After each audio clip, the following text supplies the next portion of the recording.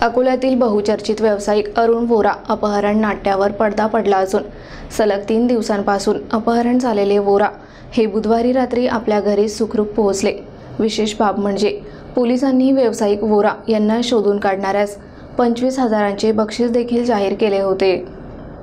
सलग 3 दिवसांपासून अकोला शहरातच नव्हे तर संपूर्ण जिल्ह्यातच व्यावसायिक अरुण वोरा यांच्या अपहरणाबाबत तर्कवितर्क लावण्यात येत होते। तर अकोला जिल्हा पोलीस तसेच पोलीस यंत्रणा ही व्यावसायिक वोरा यांना शोधण्यास दिवसाची रात्र करत होती। सोमवार 13 मे रोजी रात्री व्यावसायिक अरुण वोरा हे रायली जीन कॉम्प्लेक्समधील आपल्या दुकानातून काम संपवून मोपेडवर परतत असताना त्यांचे अपहरण करण्यात आले। हा प्रकार उघडकीस आल्यानंतर पोलिसांनी त्यांचा शोध सुरू केला होता। यासाठी 25,000 रुपयांचे बक्षीसही जाहीर करण्यात आले होते। घटना घडली त्यावेळेपासून अकोला पोलीस हे सीसीटीव्ही कॅमेऱ्याच्या आधारे पोलीस वोरा यांचा शोध घेत होते।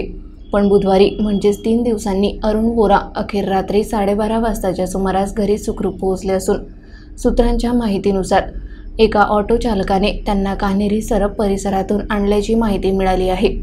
तसेच त्यांच्या कपड्यांवर मातीचे डाग लागल्याने त्यांना काही दुखापत तर झाली नाही ना, या व इतर संपूर्ण बाबींच्या तपासात पोलीस यंत्रणा गुंतली आहे।